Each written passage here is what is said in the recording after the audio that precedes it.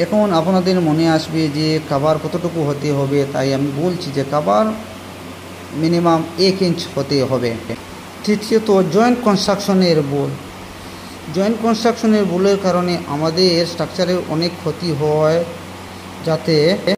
যাতে পুরানো কংক্রিটের পৃষ্ঠ পরিষ্কার না করে স্ট্রাকচার স্টার্ট করা, রডের মধ্যে মরিচিকা পরিষ্কার না করে কনস্ট্রাকশন স্টার্ট করা, যার ফলে পুরো জয়েনিং না হয়, পুরনো কংক্রিটের সাথে নতুন কংক্রিটের জয়েন্ট না হয়, এর কারণে কমপ্লেকশনের অনেক অভাব হয় এবং সেটিংয়ের অনেক প্রবলেম হয়, যার ফলে আমাদের কাজ করার পর বা সেটিংয়ের পরে দেখা যায় অনেক লিকেজ হয়ে যায়। চতুর্থত গ্রাউট লিকেজ। ফর্মারকে যদি প্রপার শাটারিং যদি না করা হয় তাহলে গ্রাউট লিকেজ হয়, আর গ্রাউট লিকেজের ফলে আমাদের স্ট্রাকচারে হানিকম দেখা দিয়ে ছোট ছোট ছিদ্র দেখা যায়, যার ফলে আমাদের স্ট্রাকচারের স্ট্রেংথ কমে যায় এবং স্ট্রাকচার ভেঙে আবার তৈরি করতে হয়। তাই এর প্রতিরোধ করতে হলে আমাদের কি করা উচিত জেনে রাখা ভালো।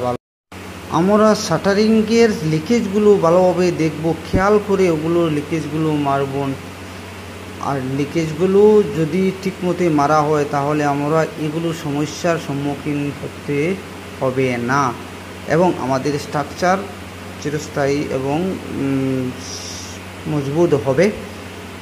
5 নম্বর কম্প্রেশন। যদি কংক্রিটের পর্যাপ্ত কম্প্রেশন না হয় তাহলে কংক্রিট সেটিং হবে না এবং কংক্রিটের স্ট্রেংথ আসবে না। এবং কম্প্রেশন দিতে হলে যেমন আমরা ভালোভাবে ভাইব্রেটর মেশিন দিয়ে আমরা ফাঁকাগুলো মারব। প্রতি স্তরে 300 থেকে 450 মিলিমিটার পর্যাপ্ত কম্প্রেশন নিশ্চিত করতে হবে।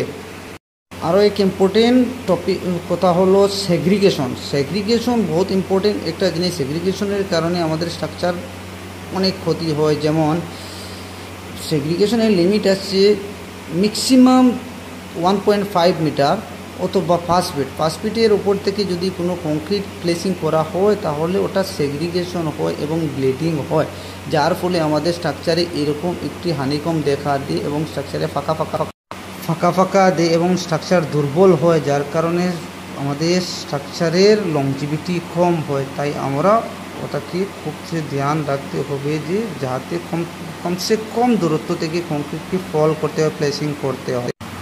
ধন্যবাদ।